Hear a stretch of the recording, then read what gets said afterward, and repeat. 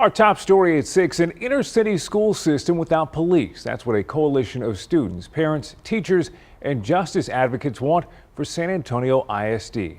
If the police department is shut down, who would be there for protection? Tonight, Eyewitness News reporter Marvin Hurst explains the vision for reform and the school district's firm answer. I asked the San Antonio Independent School District, would they consider revamping their police department, or would they go so far as to get rid of the department altogether? The short answer, yes and no.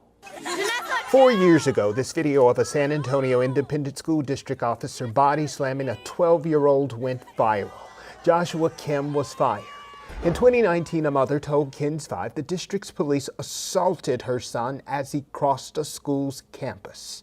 SAISD said the incident was justified. I think when you're pinning a teenager on the floor with your full body weight on them, either with a knee or with your chest on top of them, and you're twisting their arms behind their back to put them in handcuffs, I think there are almost no circumstances under which that is acceptable. Burbank High School history teacher Luke Amplet is a part of a 15-organization coalition that wants SAISD to dismantle a police department in place since 1986. I think almost every single situation that happens in our schools, that arises in our schools, can be solved better by educators, by social workers, by counselors, by trained mental health workers, and almost none of them require the use of force. The coalition believes police do not make schools safer, nor do school officers enhance academic outcomes for students who are Black, Latinx, students with disabilities, or LGBTQ students.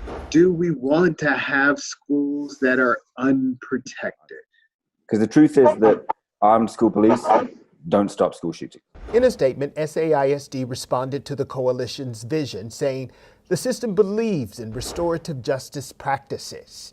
They have even created a student bill of rights. Last year, the district says it launched a CARES team to alleviate the need for officers in certain crisis situations. And the district says it does not plan to eliminate the police department. They are open to working collaboratively to support the SAISD community. Marvin Hurst, KENS 5, Eyewitness News.